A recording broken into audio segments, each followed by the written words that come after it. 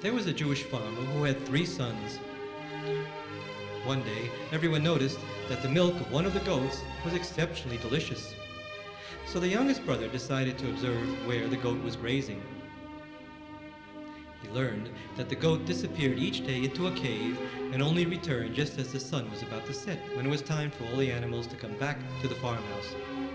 Though he thought he had explored every inch of the farm, he had never seen that cave before. He was very curious, so the next day he followed the goat back to the cave.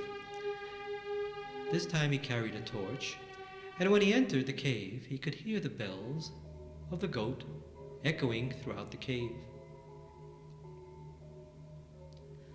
On the first turn, he came into a small cavern and saw, much to his surprise, that a pulpit had been set up, and there was a man standing before it who was reading the Talmud by the light of a torch. "Who are you, and what are you doing here?" he asked the man. "I come here to study where nobody can disturb me. Indeed, this is the first time that anyone else has come here while I am studying. But perhaps you have come just in time, for I have been troubled greatly by a problem in the Talmud." For a moment the young man wrestled with himself. Already the tinkling of the goat's bells was barely audible. Now the youngest son was the brightest boy in his yeshiva, and many were the hours he had enjoyed weighing one matter or another. So he gladly offered to discuss the point of law. At that moment the sound of the bells disappeared. Also the scholar, his pulpit, and the entire cave vanished. And the young man found himself in the middle of a field. The cave was nowhere to be seen. He returned home confused about all that had taken place. When he told his brothers about it, the second brother offered to follow the goat. And so the next day, the second brother took a torch with him, and when he saw the goat run into the entrance of a cave, he followed it.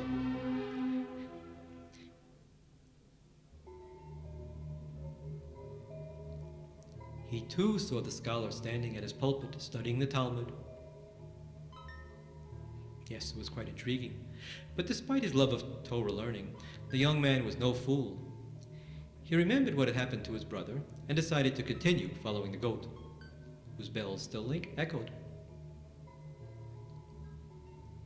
So it was that the second brother turned the passage and found another small cavern. There he saw something gleaming in the half-light. Coming closer, he saw a pile of golden coins. He could barely believe his luck. He bent down and scooped up a handful of coins. But the moment he touched them, the golden coins disappeared, along with the entire cave. The second brother, just as had the first, found himself back in the field, and there was no sign of the cave anywhere. This brother too returned in confusion and told the others all that had happened to him. When he heard of these strange occurrences, the oldest brother decided that he also would follow the goat to see if he could learn any more about that mysterious cave. And so it was that the goat led the oldest brother to the cave.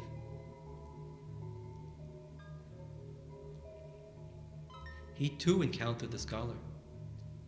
Though he was an excellent student in the yeshiva, he resisted the temptation to enter into the scholar's deliberations. Then he saw the gold piled in the next cavern. He leaned over to glance at it, but lest he be tempted to touch the gold, he hurried after the sound of the goat's bells. Already the sound of the bells was growing faint. In this way he was led through a third turning of the cave and found himself in yet another cavern. Here he saw something amazing. There was someone sleeping in the cave. He saw that it was a beautiful woman curled up on the floor. And when he came closer, the woman's eyes opened, and she sat up. He saw that she was naked. Her eyes, filled with desire, looked into his own, and he returned her lascivious gaze. Without saying a single word, he was about to embrace her, when suddenly he heard the faint tinkle of the bells. He stopped himself abruptly. After a painful moment of turmoil, he took one last look into her eyes, politely said goodbye to her, and hurried off after the goat. At last, the oldest son reached the other end of the cave. And as soon as he stepped out of the cave, he found himself in a beautiful orchard. Trees with an abundance of fruit were to be seen everywhere, and wandering streams filled with fish. He knew at once that he had reached the land of his dreams, a land of milk and honey. And he understood that the goat had grazed on these sweet grasses, and that is why its milk was so delicious.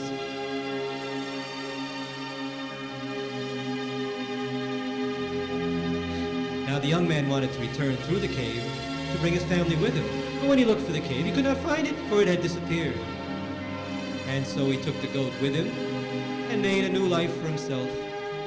And he is still living there to this day.